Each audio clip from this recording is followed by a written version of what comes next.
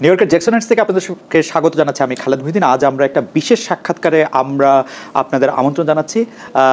আজ আমাদের সঙ্গে যিনি রয়েছেন তিনি, আমরা যারা রাজনীতি খেয়াল করি তারা খেয়াল করেছে জামায়াত সহ আরও 7টা দল, মোট 8টা দল নানা দাবিতে মাঠে আছে।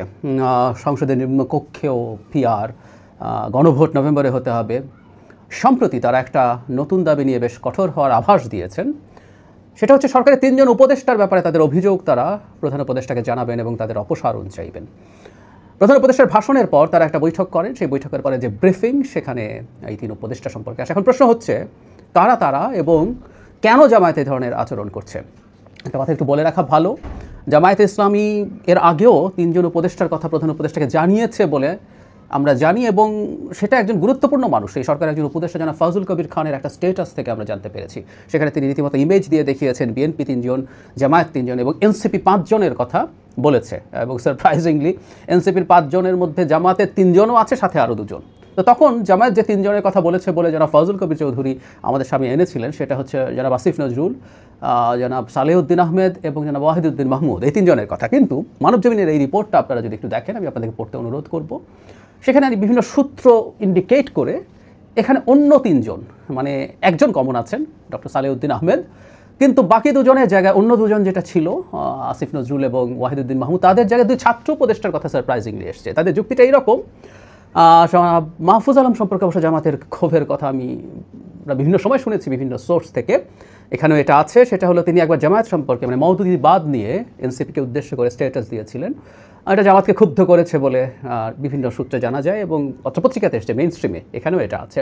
তো মাহফুজ আলম তো আছেনই, জানাব আসিফ মাহমুদ নির্বাচন করতে যাচ্ছেন ঢাকায় এবং তার সাথে বিএনপির এক ধরনের বোঝাস পড়া হচ্ছে, আন্ডারস্ট্যান্ডিং হচ্ছে, এটা ধারণা করে তারা সম্ভবত আসিফ মাহমুদের বিরুদ্ধে দাঁড়িয়েছেন বলে বলছেন। আর ডক্টর সালেউদ্দিন আহমেদ তাদের চোখে মানে খারাপ হয়ে থাকলেন এখনও, কারণ তাদের ইসলামী ব্যাংক ইস্যুতে তিনি সম্ভবত তাদের মতো করে কাজ করছেন না, এটা এখানে ইঙ্গিত আছে। সো এই 3 জন মানুষ। এখন প্রশ্ন হচ্ছে জামায়াত আসলে এগুলো কেন বলছে, কি চায় তারা?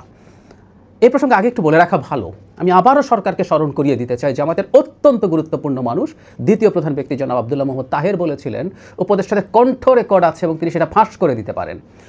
কথাটা স্মরণ করে রাখি, একটা মানুষ ইল্লিগাল একটা জিনিস তার কাছে আছে, কে এটা করেছে, কে দিয়েছে, সরকারের উচিত তাকে জিজ্ঞাসাবাদ করা। সরকারের, প্রশাসনের, আইন শৃঙ্খলা রক্ষাকারী বাহিনীর উচিত তাকে ক্ল্যারিফিকেশনও দিতে হবে জাতির সামনে। তারা একটা বিরাট রাজনৈতিক দল, তারা ইসলামী রাজনীতি করেন, তারা সৎলোকের শাসনের কথা বলেন। তাদেরকে জানাতে হবে কার কার রেকর্ড আছে বা কীভাবে তিনি সেটা পেয়েছেন, যেটা সবচেয়ে জরুরি। এটা কি বৈধভাবে করা হয়েছে নাকি এটা অবৈধভাবে করা হয়েছে? উনি কণ্ঠ রেকর্ড বলছেন, ফোন কল রেকর্ড বলেননি। সেটাকে ফোন ইন্টারসেপ্ট করে হয়েছে নাকি কোনো একটা উপদেষ্টা পরিষদের মিটিংয়ে বসে বসে কেউ রেকর্ড করে তাদের কাছে দিয়েছে? সম্ভবত তাদের কাছে তথ্য আছে। এগুলো সরকারের অন্তত তাকে ডেকে জিজ্ঞাসাবাদ করা উচিত এবং জনগণকে জানানো উচিত যে আমরা জনাব তাহেরকে এই জিজ্ঞাসাবাদ করছি। কারণ জনগণের জানতে হবে একজন রাজনৈতিক দলের গুরুত্বপূর্ণ নেতা এই সময় এই দলটা গুরুত্বপূর্ণ আছে বলেই তিনি আইনের ঊর্ধ্বে চলে গেছেন, এটা যেন না হয়। এবার আসি জামাত কেন এটা করছে সেই ব্যাপারে। আমি ধারণা করি এই মুহূর্তে নানা রকম নিয়োগ হচ্ছে, বিশেষ করে ডিসি নিয়োগ হচ্ছে বিভিন্ন জায়গায়, এবং ডিসি নিয়োগ নিয়েও নানান রকম ঝামেলা দেখছি। নিয়োগ করে 2 দিন যেতে না যেতে পরিবর্তন করা। তো সরকার খুবই চাপের মধ্যে আছে ধারণা করা যায়। ডিসিরা রিটার্নিং অফিসার হবেন, ইউএনওরা অ্যাসিস্ট্যান্ট রিটার্নিং অফিসার হবেন। সো এসব পদায়ন সম্ভবত এখন গুরুত্বপূর্ণ হয়ে ওঠার কারণে সরকারের উপরে চাপ জারি রাখতে চাইছে জামাত। এই চাপ জারি রাখার মাধ্যমে তারা তাদের কিছু দাবি এর মধ্যে ঢুকিয়ে দিতে চায়। তারা তাদের পছন্দ মতো ডিসি নিয়োগ চাইতে পারে বা অন্য কোথাও নিয়োগ, যেমন তো বিভিন্ন জায়গায় তাদের নিয়োগ করছেন। সো এইসব কারণ হওয়ার সম্ভাবনা বেশি। আমি বলছি না যে তারা এটা অপসারণ করে ফেলতেই হবে, ধরনের অবস্থানে যাবেন, কিন্তু এই ধরনের অনাস্থা তারা জানান দেবেন। আরেকটা কথা একটু বলে রাখা দরকার, ডক্টর ইউনূস কি শিশু? মানে ওনারা তাদের বক্তব্যে বলছেন 3 উপদেষ্টা বা আরও কিছু উপদেষ্টা মিলে তাকে ভুল বোঝান এবং তাকে মিসগাইড করেন। যদি সেটা হয়ে থাকে, ডক্টর ইউনূস যদি এতটাই শিশুতোষ মানসিকতার এবং বুদ্ধির মানুষ হয়ে থাকে, তো ডক্টর ইউনূসের এখনই পদত্যাগ করা উচিত। জামাতে তার পদত্যাগ চাওয়া উচিত, যে মানুষটাকে 3 জন উপদেষ্টা মিলে উল্টোপাল্টা করিয়ে ফেলতে পারেন। এই জুলাই সনদ নিয়ে যে ভাষণ দিয়েছেন তিনি সেই প্রসঙ্গে বলছেন, যদিও আমি বলছি এটা জামাতের আসলে একেবারে ফালতু রেটরিক। জামাত মোটেও খারাপ অবস্থায় নেই, বরং এই